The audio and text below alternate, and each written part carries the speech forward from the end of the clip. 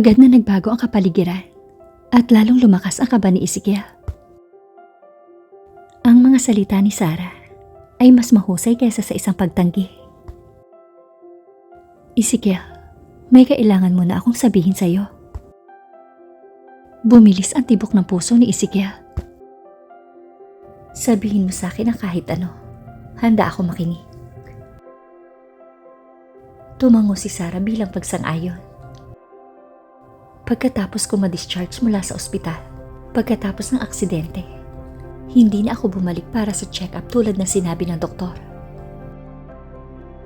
Hindi alam ni Ezekiel kung saan ito patungo, ngunit hinimok niya ito. Handa ako makinig.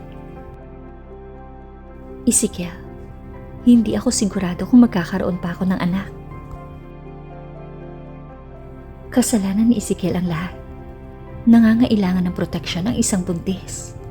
At lahat ng iyon ay ipinagkait niya kay Sarah dahil kay Irish. Sarah, yun ang dahilan kung bakit dapat tayo magpakasal. Kasalanan ko ang lahat. At kung magkakaanak man tayo o hindi, walang mababago sa pagitan natin. Pinunasan ni Sarah ang luha sa gilid ng kanyang mga mata. Bumalik ang kanyang pag-asa. Kung nagpa-check up lang sana siya ng regular, pagkatapos ng insidente, ang anumang problema ay makikita. Ngunit dahil sa sakit ng nangyari, hindi siya nagpatingin sa sinumang espesyalista. Kung sasabihin mong oo, then yes. But I was just hoping na mabuntis ako. Sinserong sabi ni Sarah. Huwag mo nang isipin ang tungkol dyan. Ang pagiging asawa ko lang ay sapat na sa akin. Kahit hindi mo ako mahal, ang pag-ibig ko ay matatag para sa ating dalawa. Natutuwa si Sarah na pag-usapan ito. Pakiramdam niya ay may natanggal na mabigat sa balikat niya. Sige, Ezekiel. Pakakasalan ulit kita. Sabik na isinuot ni Ezekiel ang singsing sa daliri ni Sarah. Kung hindi dahil sa kanyang katangahan, mananatili siyang may asawa at may anak na babae o lalaki na pupuno ng tawanan at iyakan sa kanyang mansyon. I can't thank you enough for giving me a second chance. Ngumiti si Sarah at hinawakan si Ezekiel sa kamay at hinila ito sa kama. Nagsalubong ang kanilang mga labi. Tila malayo ang iniisip ni Ezekiel nang halikan niya ito, kaya humiwalay siya. I'm sorry, Sarah. Kung maibabalik ko lang sanang muli ang panahon, gagawin ko. Ezekiel, hindi ko hiniling na bumalik ang oras dahil napakalungkot ng mga oras na yon. At kung babalik ang oras, yun ay ang oras na wala kang idea sa lahat ng ginawa ni Irish. Tama ka.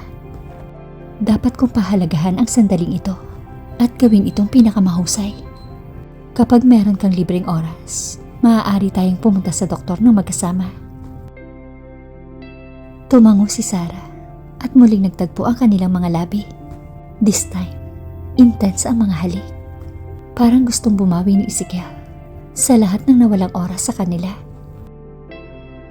Sandaling napaisip si Sarah at pinahinto si Ezekiel. Paano kung may makakita sa atin? Lumalakas na ang ulan, ngunit gayon pa man, may makakakita lang sa kanila kung lilibot ang mga ito sa garden. Tinanggal ni Ezekiel ang kanyang blazer at sumunod ay ang kay Sarah. Walang makakakita sa atin. Sinabi ko na sa lahat ng security na ilayo ang lahat ng manggagawa sa partikular na iglo na ito. Nasiyahan si Sarah sa sagot, ngunit may isa pang problema. Paano kung magutom ako? Matapos kumain ng cake, ang asukal ay talagang nagpahangad sa kanya ng higit pa. Ngunit si Ezekiel ay nakapag-ayos na para doon. Ang lahat ng iyon ay inaasikaso na. Pinindot ni Ezekiel ang isang button sa kanyang telepono at nagulat si Sarah kung sino ang nagmamadaling pumunta sa entrance ng kanilang iglo na naka-raincoat. Ipinasok ni Madison ang isang food trolley papunta sa kanila at sinabi, "Tapos na ang trabaho ko. See you at the wedding." Bagamat dapat siya mag-report sa trabaho kinabukasan, umaasa si Madison na paaalisin siya ni Ezekiel dahil may mga bagay pa siyang gagawin sa bahay. Hindi na kailangang magtanong ni Sarah kung ano ang ginagawa ni Madison doon. Malinaw na ito ang master planner sa lahat ng bagay. Ngunit hindi pa rin maiwasang magtanong ni Sarah,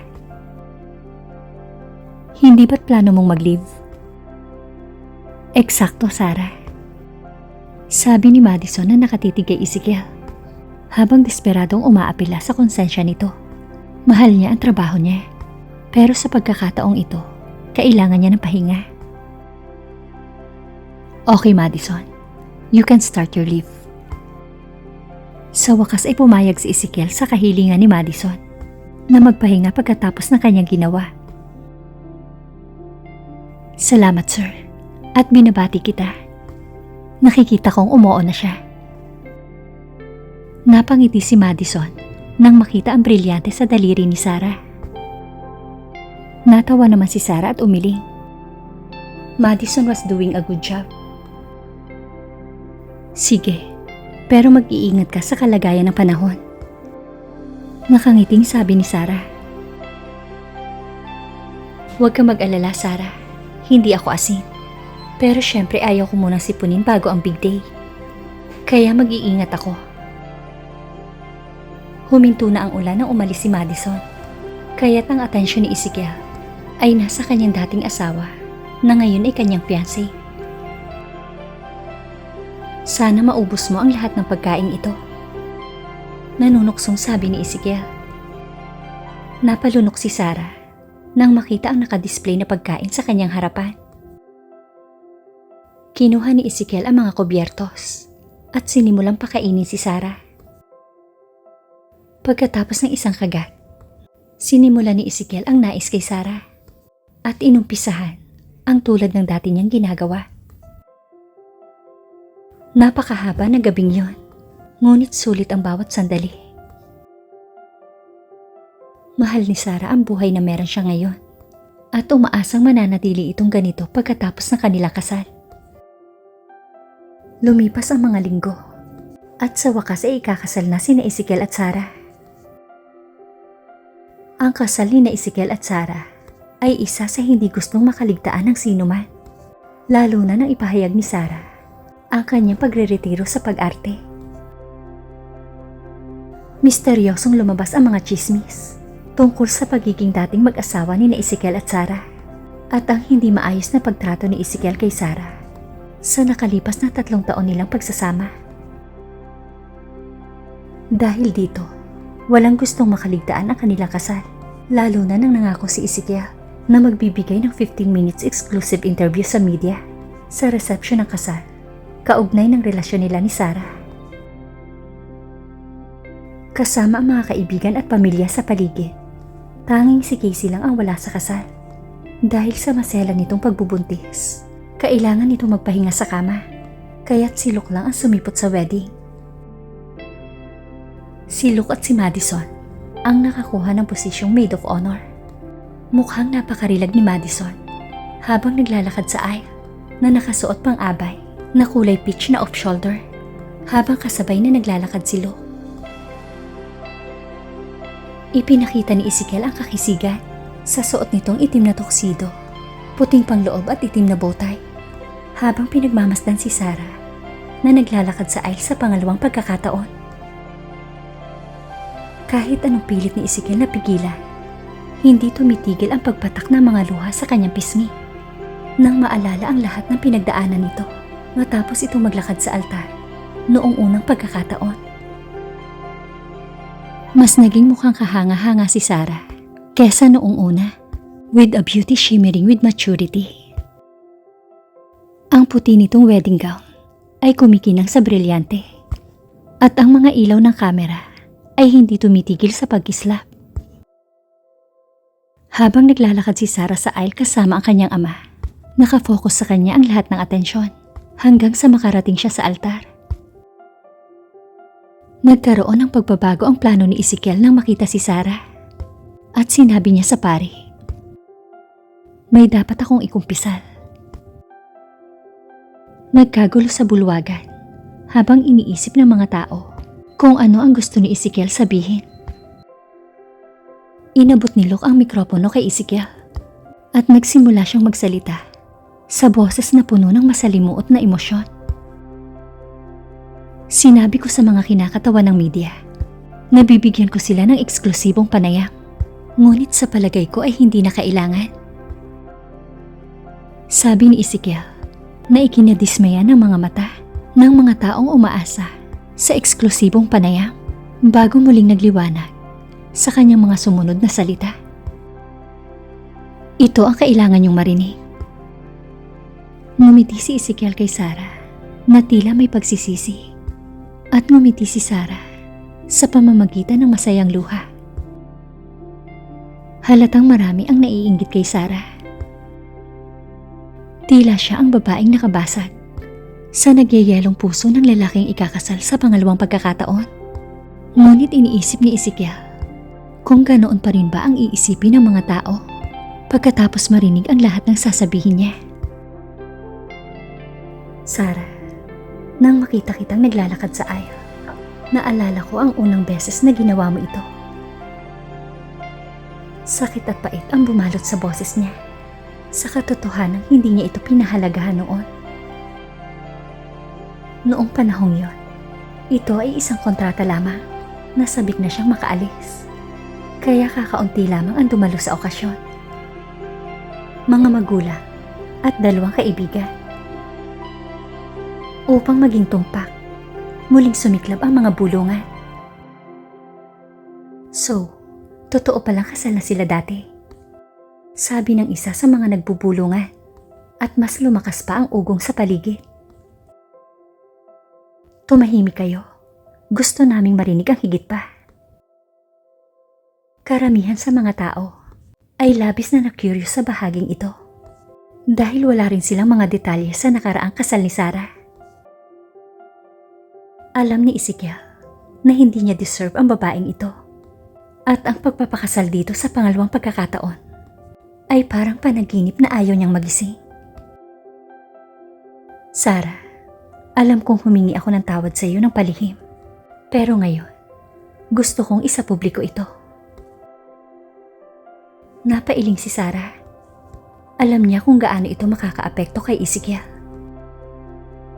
Si Ezekiel ay may pribadong buhay at ang pinakamahalagang bagay ay ikubli ang lahat sa likod ng mga ito. Ezekiel, napatawad na kita. Pero gusto kong malaman nila ang dahilan kung bakit nagawa mong magpanggap na namatay at ginamit ang pangalang Denise. Maraming tao ang tumango bilang pagsang-ayon habang si Sarah naman ay nanlalamig. Alam nating lahat ang dahilan kung bakit narito ang karamihan. Okay lang ito, Sarah. Wala na akong pakialam kung ano ang iisipin ng ibang tao sa akin. Ang mahalaga lang sa akin ay kung ano ang iisipin mo sa akin at ang iyong kaligayahan.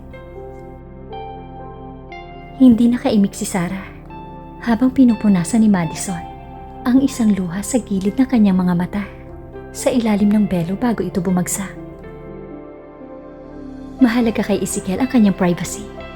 Ngunit ngayon, isinasa publiko na niya ang lahat.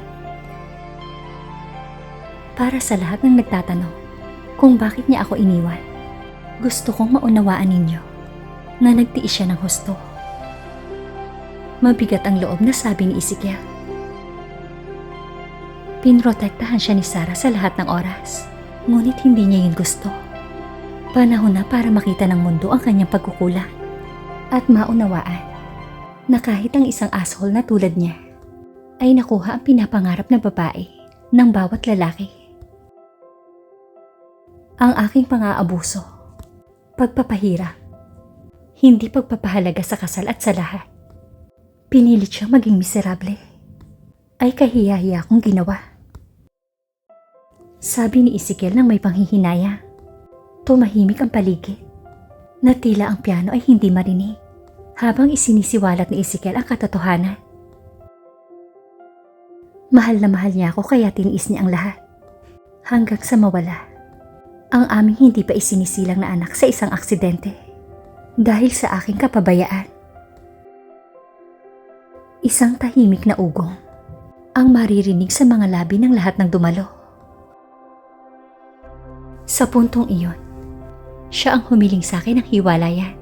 Pagkatapos niyang magmakaawa sa akin ng 2 beses, nahuwag ko siyang hiwalayan. Ang takot na naramdaman ko ng sandaling yun ay nagpaunawa sa akin na malapit nang mawala sa akin ang isang kakaibang bagay. Noon, sobrang nasaktan si Sarah. Ngunit pagkatapos na makita ang magandang side ni Ezekiel, hindi na niya hahayaan ang sarili na maramdaman ang sakit. Kahit na sa sandaling iyon, labis pa rin ang pagmamalasakit ni Sarah sa aking imahe. Kaya't ginawa niya ang kanyang kamatayan sa halip na marinig ng mundo ang tungkol sa diborsyo. Karamihan sa mga babaeng naroroon ay nag-iba ang tingin kay Sarah. Pagkatapos ng lahat ng pinagdaanan niya, pinoprotektahan pa rin niya ang parehong lalaking nagpahirap sa kanya. Hindi ipinagmamalaki ni Ezekiel kung sino siya sa nakaraan, bagkus ay gumagawa lamang siya ng pahayag. So yes, ang isang asol na tulad ko ay hindi karapat-dapat ng pangalawang pagkakataon. Ngunit eto kami. Tinitigan ni Ezekiel si Sarah ng marahan na para bang ito lang ang babae sa universe. Nang sandaling mabalitaan kong namatay ka, napagtanto ko kung ano ang nawala sa akin, and my life was never the same again. Walang babaeng makakapuno sa lugar na iniwan mo, at yun ang dahilan kung bakit hindi kita mapapalitan. Pinunasan ni Madison ang panibagong luha sa mga mata ni Sarah. Namangha ang mga taong walang idea tungkol sa uri ng relasyon na umiiral sa pagitan ni Sarah at Ezekiel. At ngayon, para sa mga taong nagsasabing swerte siya, ako ang maswerte. Ibinigay sa akin ng babaeng ito ang kanyang buhay. At ngayon, ang buhay ko at lahat ng meron ako ay sa kanya lamang. Ang mga magulang ni Sarah ay lumuluha dahil kinailangan nilang magtiis na hindi makipag-ugnayan sa kanilang anak sa loob ng maraming taon dahil sa pagbabantay ni Ezekiel. Sarah, hindi ko maipahayag kung gaano kita kamahal, pero ipinapangako kong bubuhatin kita araw-araw at hindi ko hahayaan na mawala ang iyong ngiti. Ikaw lang ang babaeng nagmamay-ari ng puso ko. Isinuot ni Ezekiel ang singsing sa daliri ni Sarah pagkatapos sabihin ang mga katagang yon habang umuulan ng palakpakan sa hangin. Karamihan sa mga tao ay hindi nakaimik, lalo na ang mga media na sobrang interesado sa kanilang kwento. Nakuha nila ang buong detalye, ngunit sa halip ay pinalambot sila nito dahil sa katapatan at pagsisisi sa kilos ni Ezekiel. Ang ilan ay may mga luha sa kanilang mga mata habang sila ay pumapalakpak, at nang ang tunog ng lahat ng palakpakan ay namatay, sinimula ni Sarah ang kanyang mga panata. Ezekiel, alam ko na noon pa man ay mahal mo na ako, kahit na ang tanging natanggap ko ay ang iyong panglalamig at kawalang interes. Huminto si Sarah at muling pinunasan ni Madison ang isang luha sa kanyang mga mata. Kahit tumanggi kang aminin, hindi mo pinapasok ang ibang babae sa aking espasyo. Nahati mo ang iyong mga emosyon, ngunit nagawa mong pagsamahin ang lahat. Ezekiel, marami akong natutunan sa iyo. Noong una kitang nakita na in love ako sa iyo, at hindi nagbago yun. Patuloy kitang mamahalin habang ako ay nabubuhay.